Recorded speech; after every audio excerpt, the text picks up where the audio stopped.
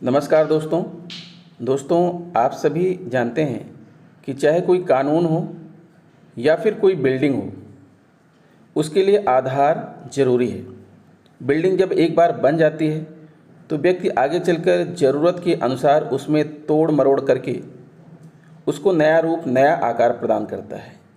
ठीक उसी प्रकार से कानून जब एक बार बन जाता है तो आने वाली पीढ़ियां ज़रूरत के अनुसार उसमें संशोधन करके नए कानून बना देती हैं। ठीक यही हुआ है हमारे बेसिक शिक्षा में। दोस्तों, उत्तर प्रदेश बेसिक शिक्षा अध्यापक सेवा नियमावली 1981 में बार बार जिक्र किया गया है उत्तर प्रदेश बेसिक शिक्षा अधिनियम 1972 का, जिसके आधार पर हमारी ये नियमावली बनी। तो आइए दोस्तों, हम जान लेते हैं कि उत्तर प्रदेश बेसिक शिक्षा अधिनियम 1972 क्या है और इस नियम में क्या था। क्योंकि दोस्तों, जब हम अपना इतिहास जानेंगे तभी हम अपने वर्तमान को इतिहास के सापेक्ष खरा उतार पाएंगे और उससे कुछ सीख लेंगे। तो आज प्रस्तुत है उत्तर प्रदेश बेसिक शिक्षा अधिनियम 1972। यही वह अधिनियम है जिसको आधार बनाकर उत्तर प्रदेश बेसिक शिक्षा अध्यापक सेवा नियमावली 1981 बनी। इस अधिनियम को जरूर पढ़ें। दोस्तों, जागरूक अध्यापक जागरूक समाज। अगर हमारा अध्यापक वर्ग जागरूक रहेगा, अध्यापकों के अंदर पढ़ने की प्रवृत्ति होगी, जानने की प्रवृत्ति होगी, तो निश्चित तौर पर जो हमारा समाज है वो काफ़ी आगे बढ़ेगा। हमें अपनी उस गरिमा को प्राप्त करना है जहाँ कहा गया है कि गुरुर ब्रह्मा गुरुर विष्णु। तो हमें अपने संबंध में जो जानकारियाँ हैं वो तो कम से कम होनी चाहिए कि जिस पद पर हम हैं उस पद से संबंधी इतिहास और जानकारियाँ हमें रखना है। तो आइए हम आपको दिखाते हैं कि उत्तर प्रदेश बेसिक शिक्षा अधिनियम 1972 में क्या कहा गया है। दोस्तों, 1972 का अधिनियम मैं आपको दिखाऊं, इसके पहले आपको बताना चाहूँगा कि आखिर 1972 के पहले भी तो यहाँ पर बेसिक शिक्षा रही होगी, तो उसका क्या स्वरूप था। तो 1972 के पूर्व उत्तर प्रदेश के प्राथमिक एवं उच्च प्राथमिक विद्यालय स्थानीय निकायों के प्रबंधन से संबंधित अधिनियमों द्वारा गठित जिला परिषद एवं नगर निगमों सहित नगर पालिकाओं द्वारा संचालित एवं नियंत्रित किए जाते थे। इनके अधिनियमों में कतिपय निम्नवत हैं। उत्तर प्रदेश क्षेत्र समिति एवं जिला परिषद अधिनियम 1961, उत्तर प्रदेश नगर पालिका अधिनियम 1916, उत्तर प्रदेश नगर महापालिका अधिनियम 1959। अगर आपको इनमें से किसी भी अधिनियम के बारे में जानना है तो आप कमेंट लिखिएगा, मैं आपको प्रस्तुत करा दूंगा। प्रदेश में साक्षरता की प्रगति की आवश्यकता को समझते हुए प्रदेश सरकार द्वारा सुनियोजित परियोजनाओं के माध्यम से हस्तक्षेप किए जाने की आवश्यकता का अनुभव किया गया। इसी पृष्ठभूमि के दृष्टिगत उत्तर प्रदेश शासन द्वारा उत्तर प्रदेश बेसिक शिक्षा अधिनियम 1972 अधिनियम संख्या 34 के रूप में पारित हुआ, जो कि मैं आपको इस वीडियो में लेकर आया हूँ। इस अधिनियम का मूल उद्देश्य हाई स्कूल एवं इंटर कॉलेजों को छोड़कर प्रदेश के अन्य विद्यालयों में बेसिक बुनियादी प्राथमिक शिक्षा के गठन, समन्वयन एवं इसके प्रदान किए जाने की क्रिया को नियंत्रित करना था। इस अधिनियम के द्वारा उत्तर प्रदेश बेसिक शिक्षा परिषद नाम की स्वायत्त शासी निकाय निदेशक बेसिक शिक्षा की अध्यक्षता में गठित किया गया। बेसिक शिक्षा परिषद बेसिक प्राथमिक विद्यालयों के अध्यापकों की नियुक्ति, स्थानांतरण एवं तैनाती नियंत्रित करती है, विद्यालय समय अवधि निर्धारित करती है तथा प्रदेश में बेसिक प्राथमिक शिक्षा प्रदान करने वाले निजी विद्यालयों को मान्यता देती है। उत्तर प्रदेश बेसिक शिक्षा परिषद अधिनियम 1972 वर्ष 2000 में संशोधित किया गया। संशोधित अधिनियम में ग्रामीण समुदाय को शक्ति हस्तांतरित किए जाने के सिद्धांत को समावेशित करते हुए शिक्षा प्रबंधन को विकेंद्रीकृत कर मूल में कार्य कर रही प्रतिभागी एजेंसी को समर्थवान बनाना। इसी प्रकार से बेसिक प्राथमिक शिक्षा से संबंधित अन्य अधिनियमों को भी संशोधित किया गया। प्रत्येक गांव, ग्राम या समूह के लिए ग्राम शिक्षा समिति निम्नवत गठित है। ग्राम प्रधान अध्यक्ष, बेसिक प्राथमिक विद्यालयों के छात्रों के 3 अभिभावक, 1 महिला सदस्यगण, बेसिक प्राथमिक विद्यालय के प्रधान, सदस्य सचिव अध्यापक, वरिष्ठतम प्रधान अध्यापक, ग्राम सभा में 1 से अधिक विद्यालय होने की स्थिति में ग्राम शिक्षा समिति अपने पंचायत क्षेत्रों में बेसिक प्राथमिक विद्यालय की स्थापना, नियंत्रण योजना प्रारूप बनाएगी।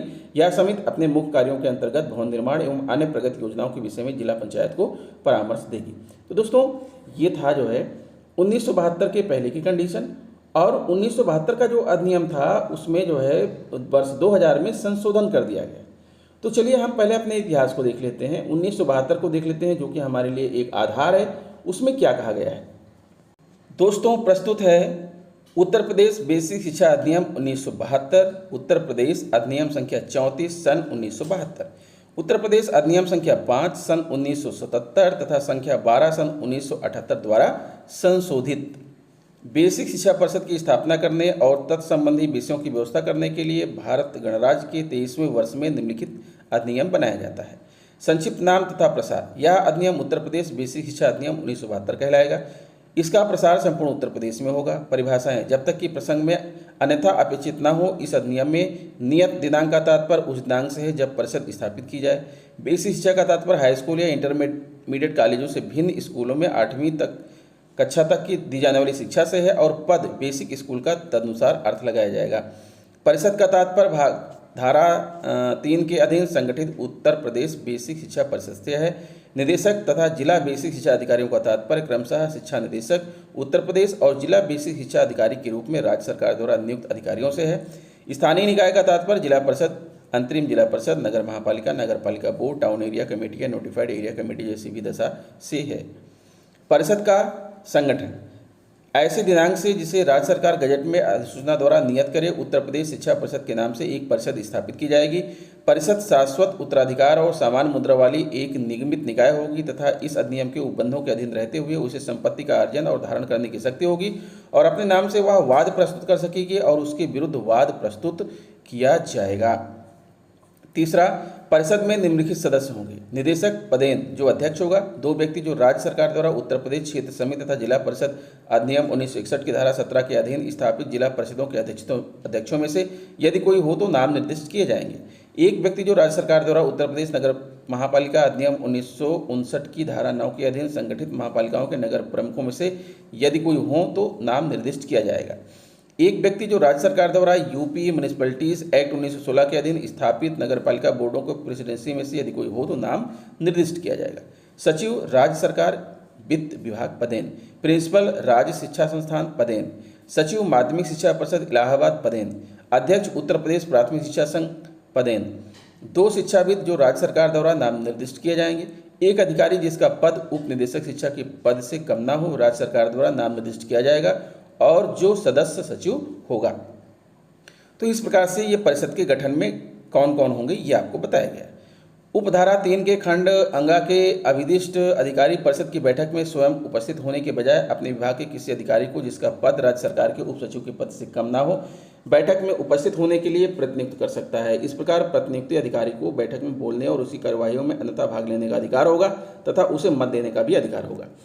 पदेन सदस्यों से भिन्न परिषद के सदस्यगण सामान्यतया नियुक्ति आदेश में निर्दिष्ट अवधि के लिए पद धारण करने के हकदार होंगे जब तक राज्य सरकार द्वारा उनकी नियुक्ति पहले ही समाप्त न कर दी जाए। प्रतिबंध यह है कि पदेन सदस्य से भिन्न कोई सदस्य किसी सदस्य राज्य सरकार को संबोधित लिखित नोट्स देकर अपना पद त्याग सकता है।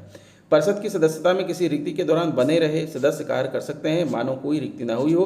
परिषद के संगठन में केवल किसी रिक्ति या किसी दोष होने के कारण परिषद का कोई कार्य अथवा कार्यवाही अविधिमान्य न समझी जाए। परिषद के कृत्य क्या है? इस अधिनियम के उपबंधों के अधीन रहते हुए परिषद का कृत्य राज्य में बेसिक शिक्षा तथा उसके लिए अध्यापक प्रशिक्षण दिए जाने को संगठित करना, उसका समन्वय करना तथा उस पर नियंत्रण करना और उसके स्तर को ऊंचा उठाना तथा उसे राज्य की संपूर्ण शिक्षा प्रणाली से परस्पर संबद्ध करना होगा।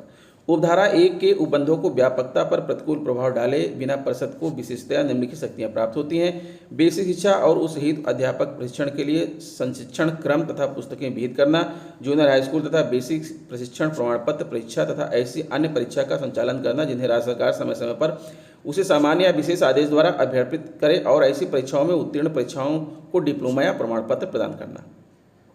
जिला बेसिक शिक्षा समितियों अथवा नगर बेसिक शिक्षा समितियों द्वारा संस्थानों को स्थापना के संबंध में तदर्थ सामान्य या विशेष आदेश द्वारा स्तर मापक निर्धारित करना तथा उक्त संस्थाओं द्वारा संशिक्षण प्रदान करने और परिषद द्वारा संचालित परीक्षाओं में प्रवेश दिलाने के लिए परीक्षार्थियों को तैयार करने के संबंध में उनके प्रशासन पर अधीक्षण रखना। उन सभी बेसिक स्कूलों का प्रबंध लेना जो नियत दिनांक के पूर्व स्थानीय निकाय के थे। प्रतिबंध यह है कि इस अधिनियम के प्रारंभ में पूर्व विहित संशिक्षण क्रय और पुस्तकें और मान्यता प्राप्त संस्थाएं इस अधिनियम के अधीन परिषद द्वारा विहित या मान्यता प्राप्त समझी जाएंगी। बेसिक स्कूलों, नॉर्मल स्कूलों, बेसिक प्रशिक्षण प्रमाणपत्र इकाइयों तथा राज्य शिक्षा संस्थानों का पर्यवेक्षण करना और उन पर नियंत्रण रखना। किसी जिले में या राज्य में अथवा उसे किसी भाग में बेसिक शिक्षा के विकास, प्रसार या सुधार और उसमें अनुसंधान के लिए जिला बेसिक शिक्षा समिति या नगर बेसिक शिक्षा समिति द्वारा तैयार की गई योजनाओं का परिष्कार सहित या रहित अनुमोदन करना। किसी जंगम या स्थावर संपत्ति का अर्जन करना, धारण करना या निस्तारण करना और विशेषतया किसी बेसिक स्कूल या नॉर्मल स्कूल के लिए किसी भवन अथवा उपस्क का दान ऐसी शर्तों पर जिन्हें वह उचित समझे स्वीकार करना। राज्य सरकार से अनुदान, आर्थिक सहायता और ऋण प्राप्त करना, जिला बेसिक शिक्षा समितियों तथा नगर बेसिक शिक्षा समितियों पर इस अधिनियम के अधीन उनके कृत्यों के संपादन में अधीक्षण रखना और राज्य सरकार के नियंत्रण के अधीन रहते हुए समितियों को निर्देश देना जो ऐसी समितियों पर बंधनकारी होंगे। ऐसे प्रयोजनों के लिए जिसे परिषद उचित समझे, जिला बेसिक शिक्षा समितियों तथा नगर बेसिक शिक्षा समितियों के सदस्यों में से उप समितियों का गठन करना। ऐसे सभी कार्य करना जो इस अधिनियम द्वारा प्रदत्त या आरोपित किसी शक्ति का प्रयोग या किसी कृत्य का संपादन अथवा कर्तव्य का पालन करने के लिए आवश्यक या सुविधाजनक अथवा आनुषंगिक हो। उपधारा 2 के खंड ग या खंड घ के अधीन बेसिक स्कूलों का जो नियत दिनांक से पूर्व स्थानीय निकाय के थे प्रबंध और नियंत्रण करने की शक्ति का प्रयोग करने के लिए ऐसे स्कूलों के संबंध में स्थानीय निकाय की शक्ति और कृत्य परिषद को अंतरित हो जाएंगे।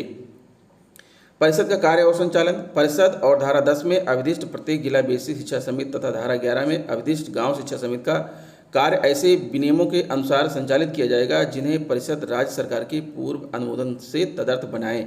विशेषता और पूर्ववर्ती शक्तियों की व्यापकता पर प्रतिकूल प्रभाव डाले बिना ऐसे विनियमों में निम्नलिखित सभी या किसी विषय की व्यवस्था की जा सकती है, अर्थात परिषद अथवा उपधारा 1 में अवधिष्ट किसी समिति की बैठकें बुलाना करना, ऐसी बैठकों का कार्य संचालन और ऐसी बैठकों में गणपूर्ति के लिए अपेक्षित सदस्यों की संख्या, परिषद के अध्यक्ष और सचिव तथा अन्य अधिकारियों को शक्ति और कर्तव्य।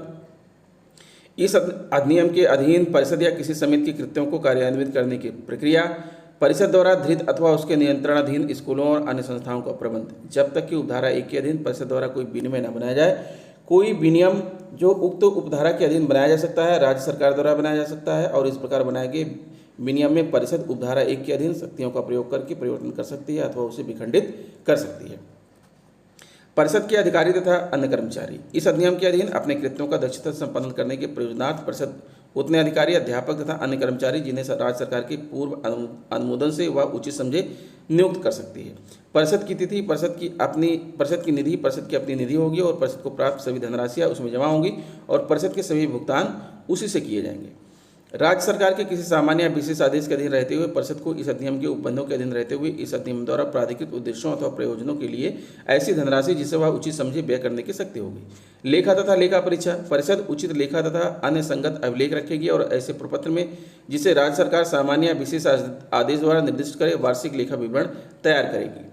परिषद एक वार्षिक वित्तीय विवरण पत्र बजट तैयार करेगी और उसे राज्य सरकार के अनुमोदनार्थ प्रस्तुत करेगी। परिषद के लेखों की परीक्षा ऐसे अधिकारी द्वारा की जाएगी जिसे राज्य सरकार सामान्य या विशेष आदेश द्वारा निर्दिष्ट करे।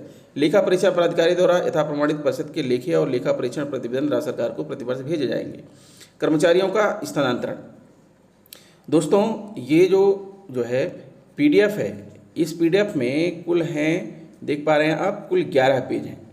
तो ये सारे पेजेस इस वीडियो में पढ़ पाना मेरे लिए मुश्किल हो रहा है और आपको समझा पाना मुश्किल हो रहा है। बेहतर होगा कि मैं जो है इस PDF की लिंक वीडियो के डिस्क्रिप्शन में आपको दे रहा हूँ, वहाँ से आप इसे डाउनलोड करके आराम से जब आपको समय मिले तो पढ़ लीजिएगा और अपने जनरल नॉलेज को मेंटेन कर लीजिएगा कि 1972 अधिनियम में क्या कहा गया है, 1981 के अधिनियम में क्या कहा गया है और 2020 में इसका संशोधन हुआ। संशोधन वाला बात हमने आपको पहले ही बता दिया है। तो दोस्तों, आशा करता हूं कि हमारी ये तथ्यात्मक वीडियोस आपको पसंद आ रही होंगी। तो PDF की लिंक वीडियो के डिस्क्रिप्शन में दी गई है। मिलूंगा आपसे ऐसे ही कुछ ज़रूरी वीडियो लेकर। अगर वीडियो अच्छी लग रही है तो प्लीज़ हमारे चैनल को सब्सक्राइब करके बेल आइकन को प्रेस कर दीजिए। मिलता हूँ आपसे नेक्स्ट वीडियो में, तब तक के लिए नमस्कार, गुड बाय।